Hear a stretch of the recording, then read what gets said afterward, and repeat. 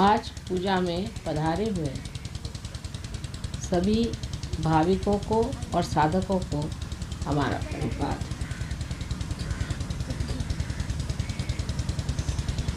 इस कलियुग में माँ की इतनी सेवा, इतना प्यार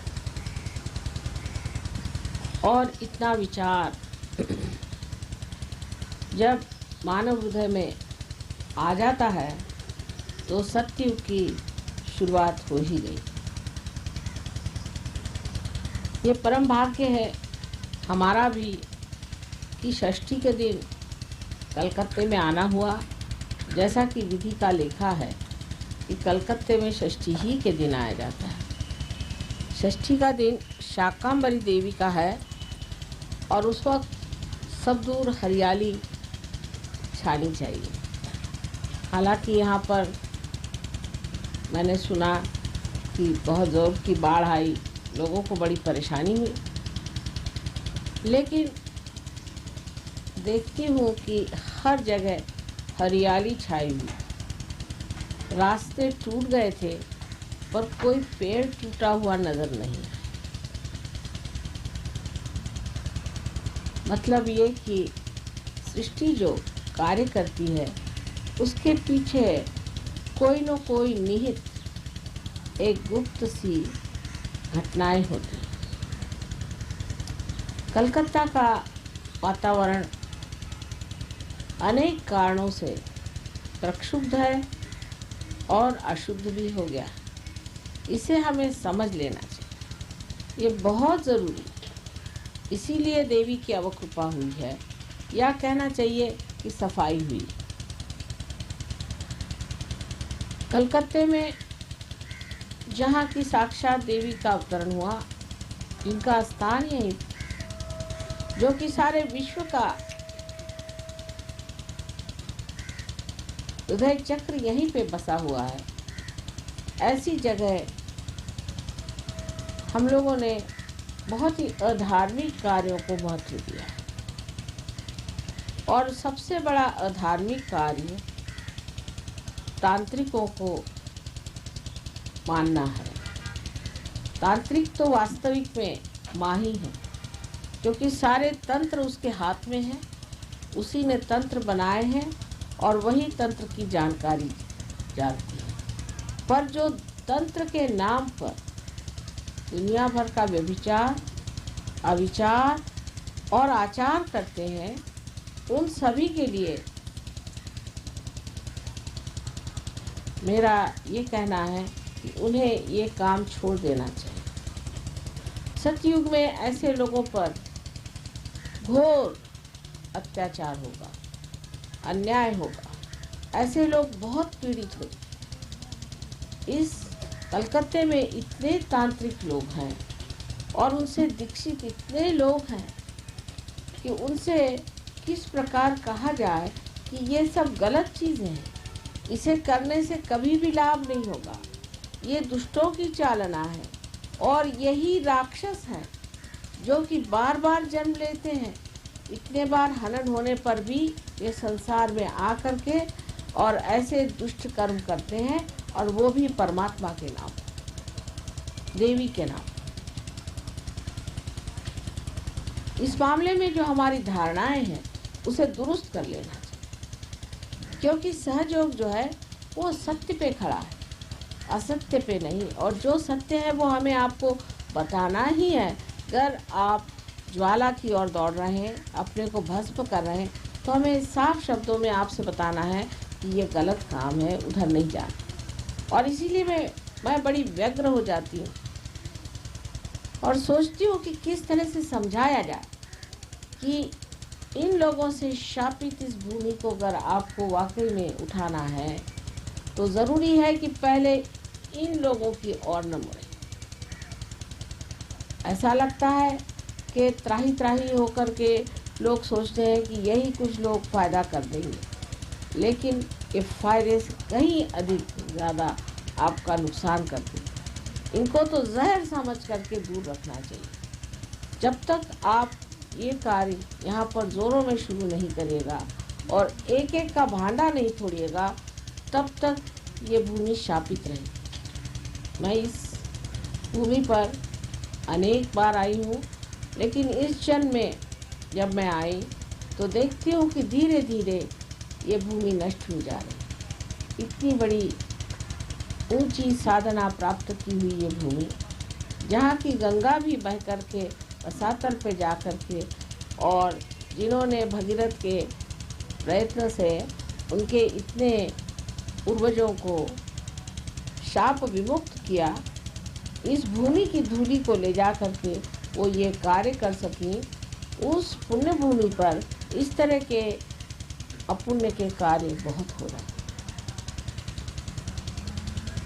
ये हम लोगों को जान लेना चाहिए कि इन्हीं अत्यंत सूक्ष्म ऐसी बातों से ये हमारा बंग देश इस तरह से आहत हो गया है। जब मैं सुनती थी यहाँ पर बहुत से राजकारण और राजकीय दौर पड़ रहे हैं, जिसके कारण मनुष्य में बहुत सा झगड़ा खड़ा हो गया है, आपस में गला काट रहे हैं, इसको उसको मार पीट रहे हैं, कोई समाधान नहीं है, हत्या हो रही है, चोरी हो रही है, डकैती हो रही है, तो आप इसे बाह्य से देखते हैं। इसका मूल कारण ये तांत्रिक लोग, ये स्मशान विद्या, प्रेत विद्या आदि अत्यंत हानिकारक विद्या से अपने को बहुत होशियार समझते हैं और सबको बेवकूफ़ बना करके, उल्लू बना करके, उनसे रुपया पैसा ले करके उनमें ये दुष्ट बाधाएं डाल देते। उस बाधा के कारण मनुष्य एक संभ्रांत स्थिति में पड़ जाता है और उस स्थिति से वो उलझता हुआ पूर्णतया भ्रांति में हो जाता है। उस भ्रांति में वो समझ नहीं पाता है कि धर्म क्या है और अधर्म क्या है, सच्चाई क्या है और बुराई क्या है। ऐसी दशा में इन लोगों के बारे में अगर मैं साफ साफ तौर से आपसे नहीं कहूँगी तो आपका बचाव कैसे होगा। बहुत से लोग मुझे सलाह देते हैं कि माँ आपको इतना साफ कहना नहीं चाहिए, लेकिन अगर माँ नहीं कहेगी तो कौन आपको बताए। माँ को ये बात ज़रूरी बता दें। क्या आप सोच सकते हैं कि आपकी माँ कहेगी कि अच्छा जाकर बेटा तू सांप के मुंह में हाथ डाल दे? किसी की भी ऐसी माँ इस भारतवर्ष में है जो कहेगी अच्छा ठीक है ये सांप है, उसके मुंह में हाथ डाल दे? जिनको इलेक्शन लड़ना है या कुछ पाना है वो इस तरह की बातें करेंगे, वो कॉम्प्रोमाइज़ करेंगे, वो समझौता करेंगे। लेकिन एक माँ जो अपने बच्चों से नितांत प्रेम करती है वो कभी भी ऐसी बातें नहीं कह सकती जो बातें अपने बच्चों के लिए हानिकारक है, और उसे किसी का डर भी नहीं है। ये लोग कर भी क्या सकते हैं? कुछ भी नहीं कर सकते सिवाय इसके कि जो भूले भटके हमारे बच्चे हैं उनको पकड़ करके उनको सताओ। उसी प्रकार अनेक दुष्ट गुरु लोगों ने इस कलयुग में जन्म लिया है। ये भी पूर्व जन्म के महिषासुर, नरकासुर और सारे चंड मुंड जिन जिन का आप नाम ले रहे हैं, उनसे भी अधिक मात्रा में सब के सब पैदा हुए।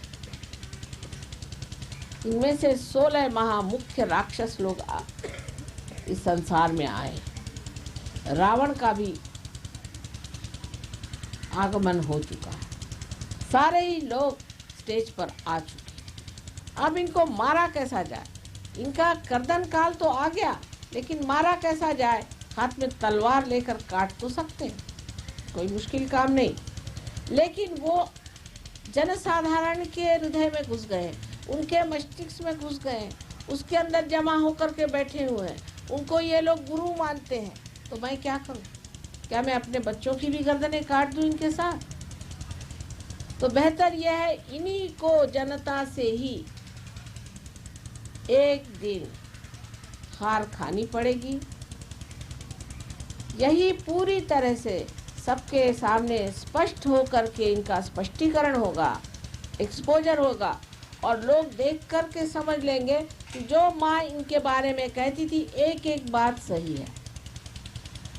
जर्मनी में एक साहब ने गुरुओं के खिलाफ लिखा कि ये ऐसी कोई चीज़ है कि इसमें एक गुरु को मानते हैं और फिर दुनिया में कोई चीज़ को नहीं मानते। अब वो आधे अधूरे लोग हैं, वो नहीं जानते कि हमारे देश में अनेक वर्षों से, अनंत काल से गुरुओं के बारे में बताया गया है कि एक तो होते हैं सद्गुरु, जो कि आपको परमात्मा से मिलाते।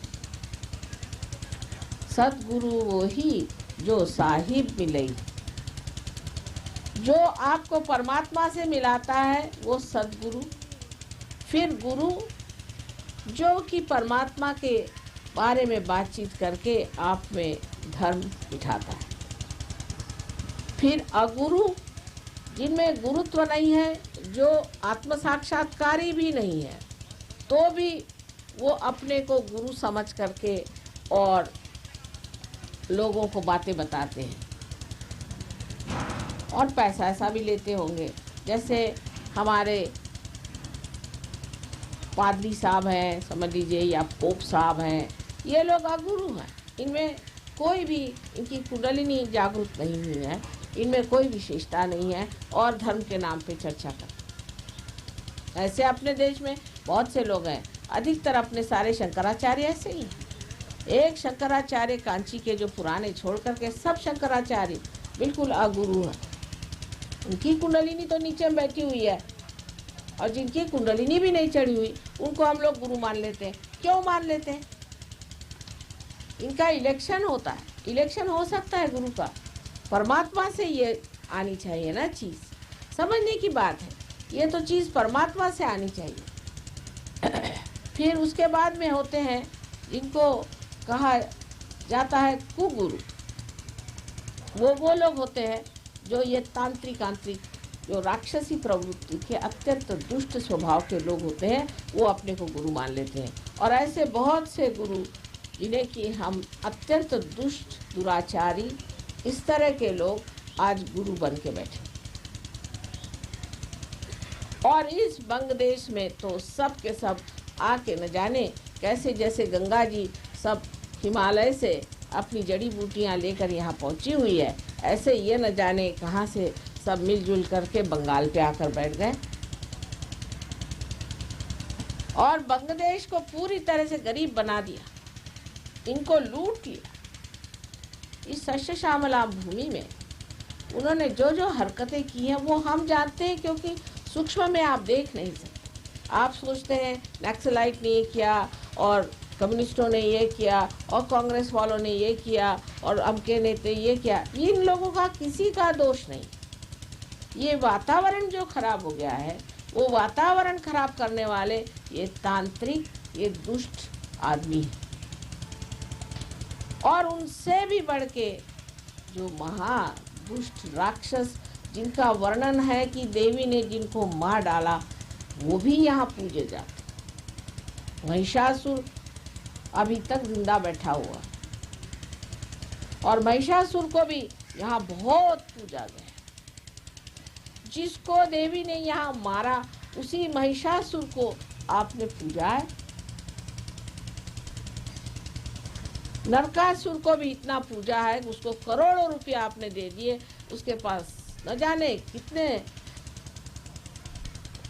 तरह के रत्न हैं, कितने हीरक और हीरे भरे हुए हैं। ऐसे महादुष्ट लोगों को आपने पोसा हुआ है, तो आप लोग तो गरीब हो ही जाएंगे।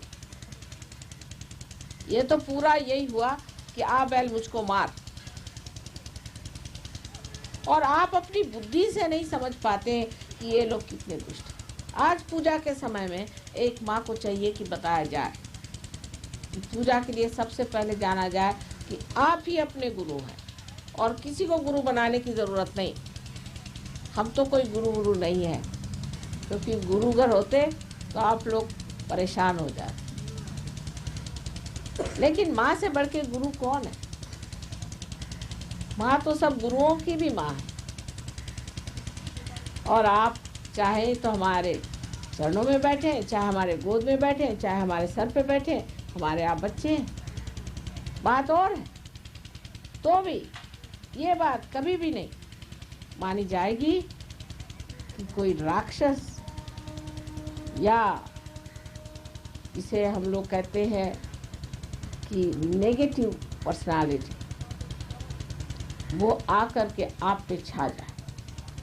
ऐसा अगर घटित हुआ तो फौरन हम आपको बताएंगे ये चीज़ आप छोड़ दीजिए, जिसके लिए आपको बुरा मानना नहीं चाहिए, क्योंकि हम माँ हैं। आपको मोक्ष देना तो हमारा स्वभाव है, उसमें कोई विशेष बात, लेकिन आपको किसी तरह का हम दुख नहीं देना चाहते। किंतु अगर आपको सत्य न बताया जाए तो आगे चल के तो आप दुख ही पाइएगा, और सत्य शुरू में प्रिय नहीं लगता। इसीलिए कृष्ण ने कहा है कि सत्यम वदेत, हितम वदेत, प्रियम वदेत। जो आपके हित में है सो हमें आपको बताना ही है, क्योंकि आप हमारे अपने, हमारे निज के हैं। थोड़ी देर हो सकता है आप मुझसे नाराज हो जाएं, कोई हर्ज नहीं, आप बच तो जाएंगे, आपके दिमाग में बात तो बैठेगी। इस देश का नाश जो हुआ है वो इसी वजह से, और इतने प्रचुर मात्रा में आपको दिखाई देते हैं कि आश्चर्य की बात है कि अभी तक ये लोग कैसे यहाँ जीवित बैठे हुए हैं। इनके भी इलाज हो जाए, लेकिन पहले आप लोग इनके चक्करों से निकलिए, नहीं तो मेरा हाथ रुक जाता है। इनके सबके इलाज एक साथ हो सकते हैं, लेकिन आप लोग मेरे लिए एक बंधन बन जाते हैं। इस प्यार और मोह के वजह से मैं आपसे कह रही हूँ कि कृपया इन लोगों से अपना संबंध पूरा तोड़ दें, और कोई भी तरह की इनकी वस्तु, इनका चित्र, इनका दिया हुआ प्रसाद जो सब विषमय है उसे छोड़ें। आज पूजा से पहले क्या कहा जाए, इतना हृदय गदगद है, इतनी सुंदर रचनाएं, इतना सुंदर आवाहन, इतना सुंदर स्वागत आप सब ने अपने हृदय से किया।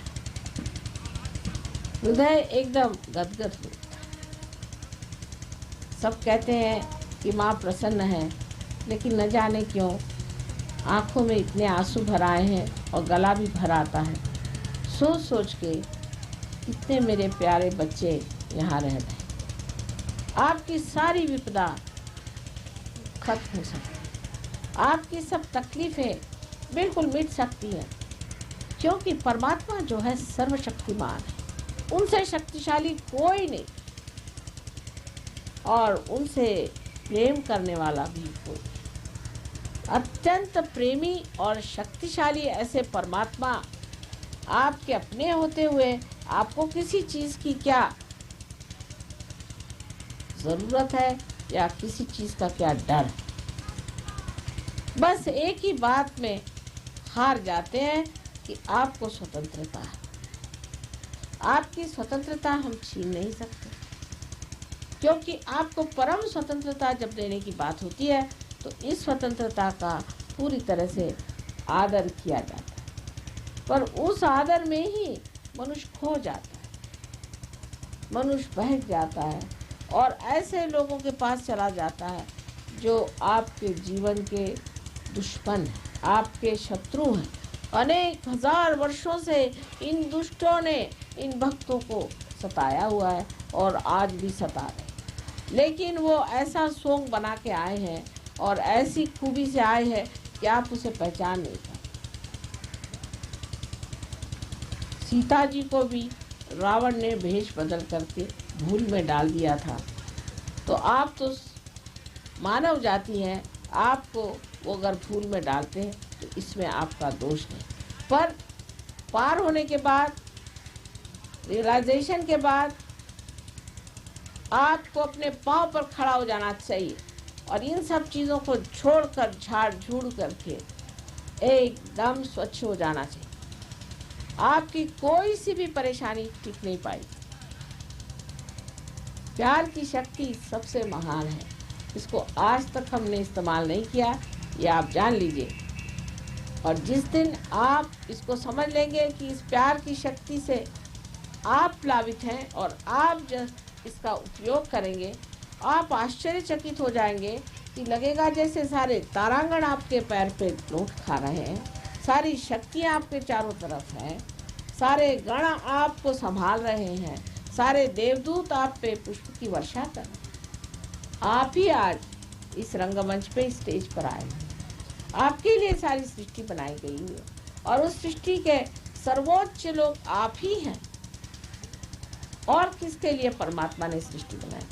लेकिन जो जो गलत काम हो चुके, जो जो गलत बातें हो गई, वो सब भूल करके आज वर्तमान काल में खड़ा होना है, इस प्रेजेंट में खड़ा होकर के, और उस आनंद का भोग लेना है, उस अमृत का भोग लेना है जो आपके लिए लालायित है।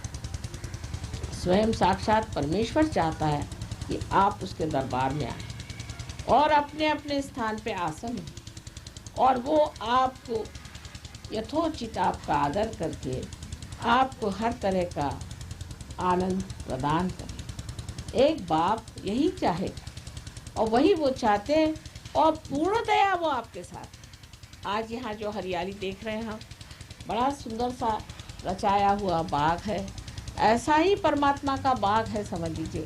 और उसमें हर तरह के फूल, हर तरह का आनंद, प्रमोद मोद सब कुछ भरा हुआ है।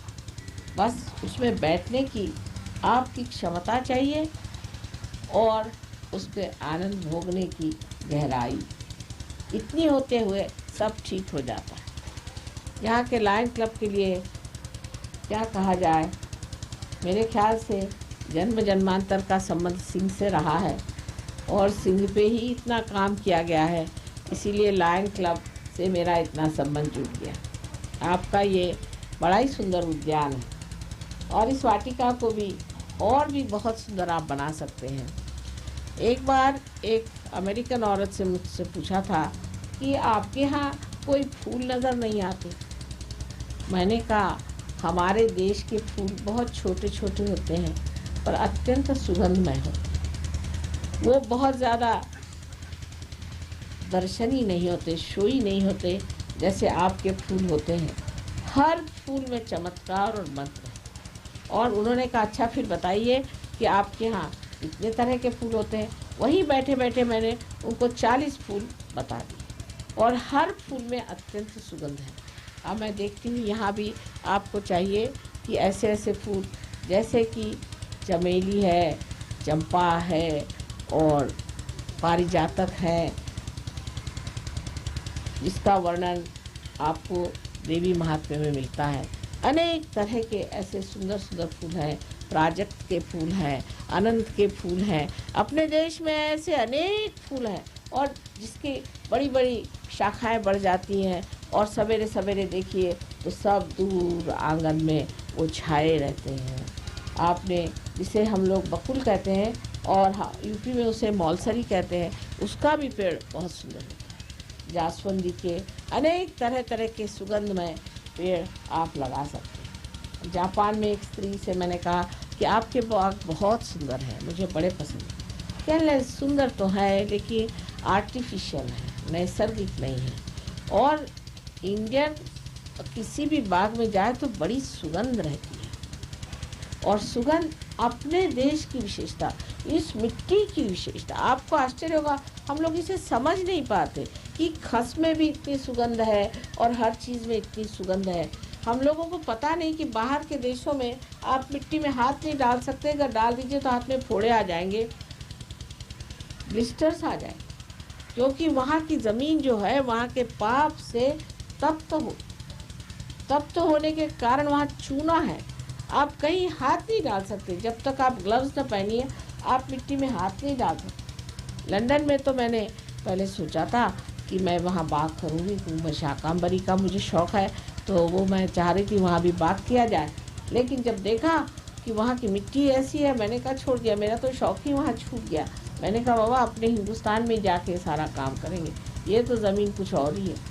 इस ज़मीन पर आप खड़े हुए हैं जिसकी एक एक कण कण से कितना सुंदर सुगंध बहता है। जब ज़रा सी बरसात हो जाती तो कितना सुंदर सुगंध इस सुंदर भूमि से आता है। और आप लोग भी कुछ न कुछ पूर्व पुण्याई से इस देश में पैदा हुए और इस देश में बसे हुए। सिर्फ इस पुण्याई को पूरी तरह से प्रकाशित करना है, प्रकटित करना है, जो आप सहयोग से बहुत आसानी से कर सकते हैं। रही बात हमारी, तो हम तो आते जाते रहते ही हैं, हर जगह आते जाते हैं, लेकिन बंगाल से हमारा प्रेम बहुत पुराना है, बहुत पुराना है। अनेक वर्षों की बातें हैं जो आप लोग बहुत कुछ जानते हैं, कुछ जानते नहीं। बड़ी कठिन बातें हुई हैं, बहुत तकलीफ़ें उठाई और इसको इतना समृद्ध किया और इतना इसका सुंदर वन बनाया। और उसके बाद अब देखते हैं कि यहाँ पर इतनी गरीबी, इतनी परेशानी, इतनी आफत। जहाँ पर ये भूत विद्या होगी, जहाँ जहाँ पर ये भूत विद्या होगी, वहाँ वहाँ गरीबी रहेगी। अब आप कहें कि यहाँ टाइफून आते हैं और आप लोग उससे नष्ट हो जाते। अब आपको मैं एक किस्सा सुनाती हूँ। मैं एक बार चूक गई, वहाँ पर बहुत से लोग मुझे लेने आए। वहाँ बहुत रईस लोग रहते हैं, मोटरे वोटरे लेके आए। मुझे बड़ा आश्चर्य हुआ कि ये सब मेरे पास किस लिए आए। पता हुआ कि ये लोग वहाँ तंबाकू की खेती करते हैं। उनके घर में सब इंग्लिश टाइल्स लगी हुई, सब इंग्लिश बाथ्स लगे हुए, सब ये लोग इंग्लैंड तंबाकू बेचते हैं और वहाँ से सब इंग्लैंड से चीज़ें इंपोर्ट कर करके अपने घर में बड़ी शान से लगाए हुए। अब भाई हम तो ज़रा साफ कहना ही पड़ता है, चाहे बुरा मानो चाहे भला मानो। तो हमने कहा भाई आप लोग मोटरे वोटरे लेके आए, हमें कहना नहीं चाहिए, अतिथि रूप से तो कुछ भी नहीं कहना चाहिए, लेकिन हम मां स्वरूप होकर के आपसे कहते हैं कि आप ये तंबाकू लगाना बंद, ये गलत था। तो उन्होंने कहा वाह माँ, हम तंबाकू के अलावा क्या लगाएं? तो हमने कहा आप कपास लगाइए, बढ़िया कपास यहाँ होगा, तंबाकू मत लगाइए, तंबाकू राक्षसी है, इसको मत लगाइए। तो कहने लगे कि नहीं पर हम थोड़ी पीते हैं, ये तो हम इंग्लैंड भेजते हैं। मैंने कहा वाह, अगर इंग्लैंड भेजते तो कोई पाप नहीं। कहने उन्होंने अपने को इतना सताया, पीने दो तंबाकू, मरने दो उनको। तो मैंने कहा ये कोई तरीका हुआ, ये कोई साधु संतों का तरीका हुआ कि उनको मरने दो? उन्होंने अपने को इतना सताया, जिन्होंने सताया तो कब के मर गए, तो दूसरे आए हुए, उनको सताने से क्या फ़ायदा। लेकिन वो किसी तरह से नहीं माने। लेकिन जब मैंने कहा कि नहीं इसको बंद करना पड़ेगा, ये ठीक नहीं, तो वो लोग बहुत नाराज़ हो गए। उसके बाद हम इधर उधर देखने गए तो देखा कि बड़ी गरीबी, एक तरफ बहुत अमीर लोग और एक तरफ बहुत ही गरीब लोग, बंगाल से भी गरीब लोग पेड़ पे रहते। मैं कहा भाई ये कैसे? कह ले ये लोग हैं, ये बड़ी प्रेत विद्या करते हैं, स्मशान विद्या करते हैं, ऐसा करते हैं वैसा करते हैं, उसी से पैसा कमाते हैं। मैंने कहा पैसा क्या कमाते हो? तो पेड़ पे रहते हैं, उनकी हालत तो ये। उसके बाद मैंने उनसे एक बात कही, इशारा, देखिए आप समुद्र के किनारे बैठे हैं, संभल के रहिए, समुद्र आपका पिता है और जो पिता है वो अत्यंत पवित्र है, उसके किनारे बैठ करके आप ये गड़बड़ काम मत करिए, करिए बिगड़ गया तो आप सबका सर्वनाश हो जाएगा। तो उन्होंने कहा कि ऐसे कैसे हो सकता? मैंने कहा हो जाएगा, देख लीजिए।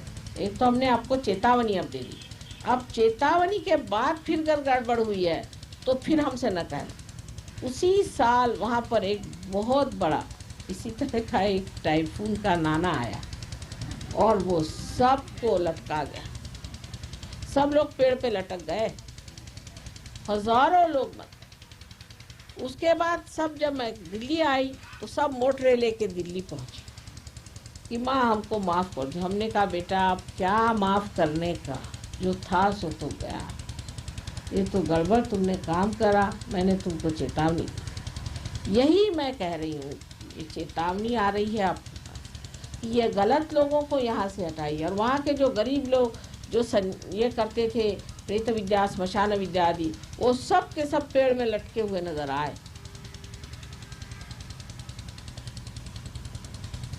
तो जिस वक़्त ये काली विद्याएं और इस तरह की चीज़ें चलती हैं तो वो सकिंग कर लेती, वो अंदर अपने अंदर खींच लेती हैं इस तरह के आतंक को, जो बाहर से आकर के सब दूर नष्ट भ्रष्ट कर देता है। हालांकि हमारे आने से पहले अधिकतर ऐसा होता है, इंग्लैंड में भी हमने देखा, जहाँ भी हम जाते हैं तो बड़ी बिजली कड़कती है और बहुत बरसात होती है, सब एकदम साफ धुल जाता है तो हम पहुँचते हैं।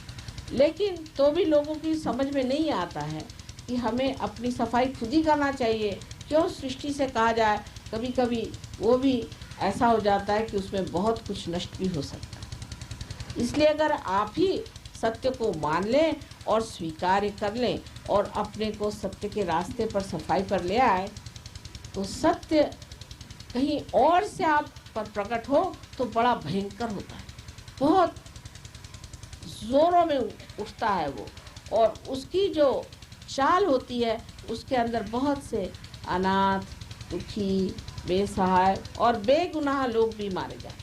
इसलिए बेहतर है कि इंसान ही सत्य पे आ जाए और इंसान ही अपने को साफ कर दे, न कि सारी सृष्टि, चराचर सृष्टि में ये बात फैल जाए कि चलो अब कलकत्ते को ठिकाना लगाना तो यहाँ 8-10 को मारो, और उसका कोई फ़ायदा तो होता नहीं, कोई इसको समझता भी नहीं, कोई इस भाषा को इनकी समझता नहीं है। सब लोग सोचते हैं कि हम तो रोज़ देवी के मंदिर जाते हैं, फिर ये प्रकोप क्यों हो गया।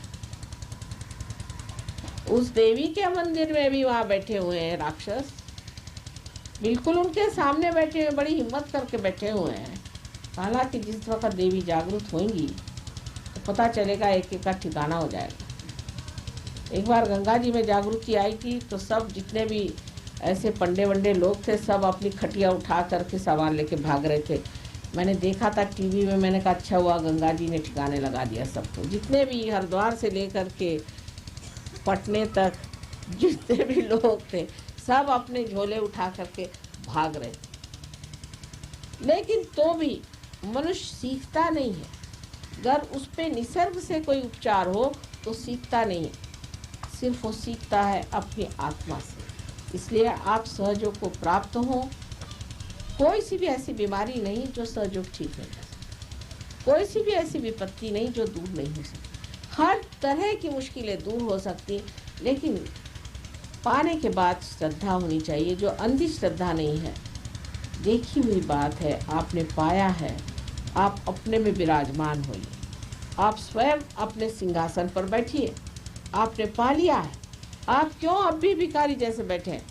आप आराम से समझ लीजिए कि आप परमात्मा के साम्राज्य में हैं और उसके सिंहासन पर बैठिए और उसके आशीर्वाद से पूरी तरह से बेफिक्र होकर के अपनी ज़िंदगी का सबसे अत्युत्तम जो कुछ भी है उसे पाइए। उसमें ये नहीं मैं कहती कि कोई आप सन्यासी भाव से बैठेंगे या कोई आपका सब कुछ छूट जाएगा, कुछ भी नहीं, लेकिन आपकी उपभोग शक्ति जो है वो बढ़ जाती है। जैसे कि अब यहाँ पर आपने देखा कि यहाँ एक बहुत सुंदर सा एक चर्म बिछा हुआ है और ये चित्ते का बना है। अब आप लोग सोच रहे होंगे कि किसने मारा है, किसका बनाया है, क्या है क्या नहीं, लेकिन हम इसको देखते ही साथ ये विचार हो गए, हम कुछ सोचते नहीं हैं। हम तो वो देख रहे हैं इसके बनाने वाले की करामात की क्या कमाल की चीज़ बनाई है, और ना सोचते ना कुछ नहीं, सारा आनंद जो ऊपर से नीचे तक दौड़ा चले। तो हम तो भोगता हुए असली ये सुंदर सा बना हुआ है सब कुछ इसके बारे में सोचते नहीं है, बस इसे देख भर रहे हैं और देखते हुए इसका बनाया हुआ जो आनंद है, जिन आर्टिस्ट ने इसको अपने हाथ से बनाया, वो सारा ही आनंद हमारे अंदर झरा चला जाएगा। उसके बारे में कुछ भी नहीं सोचा, कुछ भी नहीं जाना, बस ये बनाने वाले की जो सूक्ष्म शक्ति है जिससे ये आनंद उसने इसमें डाला है, वो सारा ही आनंद हम अपने अंदर ले रहे हैं। तो भोक्ता आप बन जाए, सब चीज़ों का भोग आप ले सकते हैं। अभी तक जो भी प्रॉपर्टी है तो भी हाय तौबा है, जो भी सामान है तो भी हाय तौबा है। इंश्योरेंस में लिखाया, इधर लिखाया, उसके पास लिखाया, बिल बनाया और क्या क्या दुनिया भर की चीज़ें करते रहते हैं, और एक परेशानी की चोर न ले जाए न कुछ हो जाए। हम तो किसी के भी नाम कोई चीज़ हो, अब ये लायन क्लब के नाम है समझ लीजिए, लेकिन हम तो इसको पूरी तरह से भोग रहे हैं। चाहे आपके नाम से हो चाहे किसी के नाम से हो, भोगने का काम तो हमारा है और हम इसे पूरी तरह से भोग रहे हैं। इसी प्रकार आपको भी भोगने की शक्ति अपनी बढ़ानी चाहिए। इसमें छोड़ने छाड़ने का क्या है? जब किसी चीज़ को पकड़ा ही नहीं तो किस चीज़ को छोड़ना है और किस चीज़ का संन्यास नहीं। थोड़ी बात बढ़ती है लेकिन कहना पड़ेगा, क्योंकि आप सहयोगी हैं, आपसे ही ये बात कही जाएगी। अगर ये बात मैं अगर जनरल पब्लिक में कहूँ तो 50% लोग उठ करके भाग जाएंगे। दूसरी बात ये कहने की, आपको सब चीज़ भोगना है, लेकिन उससे भी आगे मैं ये बात कहूँगी कि सिर्फ आपको भोगना ही नहीं है, लेकिन आपको इसी ज़िंदगी में यहीं पर मज़े से जम के रहना है, कहीं भागना नहीं है। कोई पलायनवाद नहीं कि आप गेरुआ वस्त्र पहन करके अगर आए तो आपके वाइब्रेशंस गए। रावण भी तो आया था गेरुआ वस्त्र पहन करके। विशेषकर गेरुआ वस्त्र से मुझे बड़ी चिढ़ है। काहे को संन्यास ले रहे हो? क्या तो आपकी माँ नहीं बहे? आपकी माँ सामने बैठी हुई, आपको क्या मजाल है कि आप संन्यास ले लेंगे? इससे बढ़ के लिए माँ के लिए और क्या दुख की बात होगी। अगर किसी माँ को दुख देना तो आप कहेंगे माँ कल से मैं संन्यास ले रहा हूँ। वो कहे बेटा तेरे को जो चाहिए सो ले ले, माफ़ कर। ये समझ लीजिए कि मैं आपकी माँ हूँ और माँ को सुख काहे से होता वो भी समझ लेना चाहिए और दुख काहे से होता। अब दूसरी जो बात है, ये उपास करने की बीमारी जो हमारे अंदर बना दी है, ये बिल्कुल गलत बात है कि आज शनिवार तो उपवास, कल रविवार तो उपवास, इस दिन आप खाना खाते हैं भगवान जाने। अगर आपको ऐसे उपवास का शौक है तो करिए।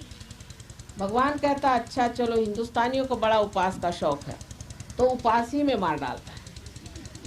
क्योंकि आपको शौक है तो वही करिए। लेकिन अगर माँ को दुख देना है तो लड़का कहता है कि माँ मैं आज खाना नहीं खाऊंगा, हो गया माँ का तो सारा दिन खराब गया। बच्चे ने कह दिया कि खाना नहीं खाऊंगा तो बड़ी बुरी बात, उसका तो प्राण निकल गया। अरे बाप रे आज कैसे होगा, मेरी जान गई, अब तो मेरे बच्चे ने खाना नहीं खाया। सारे दिन वो टेक लगा के बैठेगी कि अरे मेरे बच्चे ने खाना नहीं खाया। सारी दुनिया को बताएगी, पेड़ को बताएगी, पत्तों को बताएगी, सबको बताएगी मेरे बच्चे ने खाना नहीं खाया।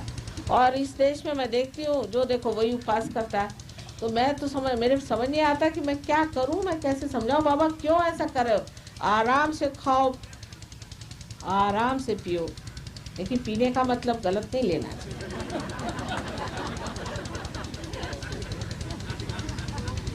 जो चेतना के विरोध में बात जाती है वो नहीं करना। ये सब इसलिए बनाया गया है कि आप तो भूखे रहो और जो पैसा बचे सो मेरी जेब में। तो उपवास सहयोग में मना है, ऐसे ठीक है, आपका मन है अपनी तंदुरुस्ती के लिए कभी खाना नहीं खाना तो नहीं खाओ, और कभी खाना खाना है तो खाओ। जैसे आपको कभी कहीं जाना हो किसी के घर और आपको नहीं मन कर रहा उसके घर खाना खाना, तो आप कह दीजिए मुझे उपवास है, तो ठीक है वो छोड़ देते हैं आपको। फिर इस तरह से आप उपवास करें तो हर नहीं, मतलब उपवास आप अपने लिए करिए, ये नहीं कि उपवास के लिए आप जी रहे हैं। सब चीज़ आपके हाथ में है, जब चाहे उपवास करेंगे, नहीं तो नहीं करेंगे। कौन कहने वाला है ये टाइम ऐसा है वो टाइम ऐसा है? हम तो मस्ती में बैठे हुए हैं। कोई कहेगा कि अभी खाओ तो हाँ खा लेंगे, नहीं तो नहीं खाएंगे, क्योंकि खाने की तरफ चित्त ही नहीं होना चाहिए। अगर आप पूछें कि क्या खाया तो मुझे सोचना पड़ेगा क्या खाया कि नहीं खाया। खाने की तरफ चित्त होने से ही आदमी उपवास करता है। अगर उधर चित्त नहीं हो तो उपवास नहीं करेगा, क्योंकि वो बहुत बार उपवास भी कर जाता है, उसको पता ही नहीं चलता उसने उपवास किया कि खाया। सिर्फ अपना चित्त जो है खाने में से निकाल लेना चाहिए, क्योंकि हमारे भारतीय लोगों में एक बात है, खाने में बड़ा चित्त है। बीवी भी बड़ी होशियार है यहाँ की, स्त्रियों को बड़ी अकल है। वो कहती चलो इनको ऐसा खाना बना के खिलाओ कि ये हमारे चंगुल में फंसे रहे।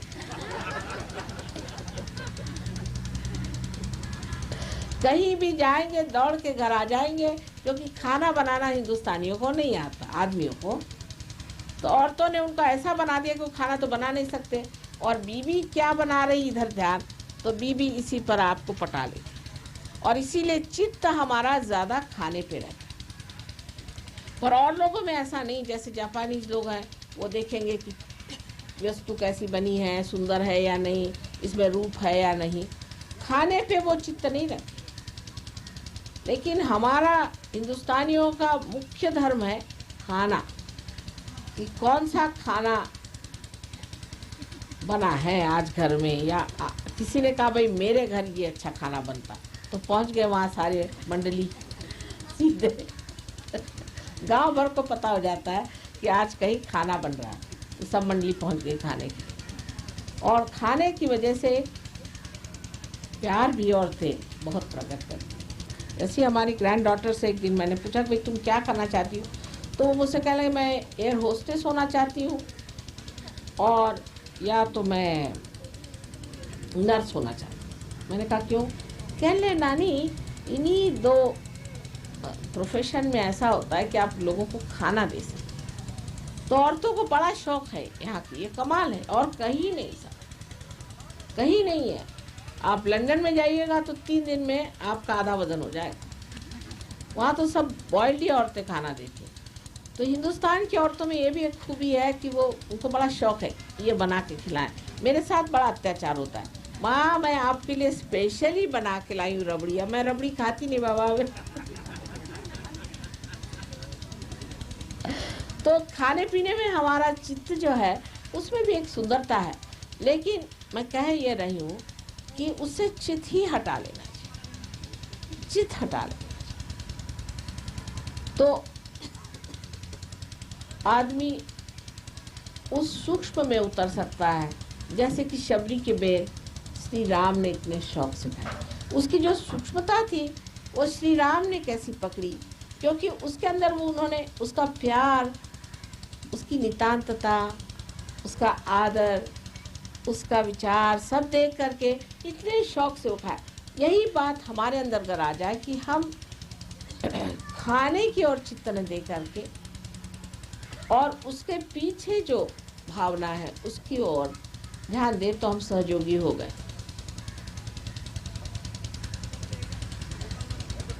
इस जन्म में बहुत सी चीज़ें जो पिछले जन्म में मैंने बहुत खाई और पी है वो सब छोड़। जैसे वर्णन है कि देवी को श्रीखंड बहुत पसंद है, मैं बिल्कुल नहीं खाती हूँ, और पूरन पोड़ी पसंद है, बिल्कुल नहीं खाती हूँ, और दूध बिल्कुल नहीं पीती हूँ। सब चीज़ें जो होती थी सब छोड़ी, क्योंकि उस जन्म में कर लिया, अब इस जन्म में क्या खाने। अब इस जन्म में भूतों के खाने के लिए इतने हैं कि मेरे पास पेट में जगह ही नहीं रहती और कुछ खाने के लिए। आप लोगों से मिलकर बहुत आनंद हुआ, जैसे बहुत बिछड़े हुए मेरे सब कुछ मिल गए। इस कलकत्ता में एक बार जागृति आ जाएगी तो आप देखेंगे कि यहीं पर सब चीज़ अत्यंत सुंदर हो सकती है, और वो होनी चाहिए। परमात्मा लालायित है आपको आशीर्वादित करने के लिए, सिर्फ आप इसे झेल सके, इतनी ही बात है। तो मेरी कोई बात का बुरा नहीं मानना, जो बात मैं कह रही हूँ जो सत्य है वही कह रही हूँ, उसको स्वीकार करना चाहिए। सबको मेरा अनंत आशीर्वाद।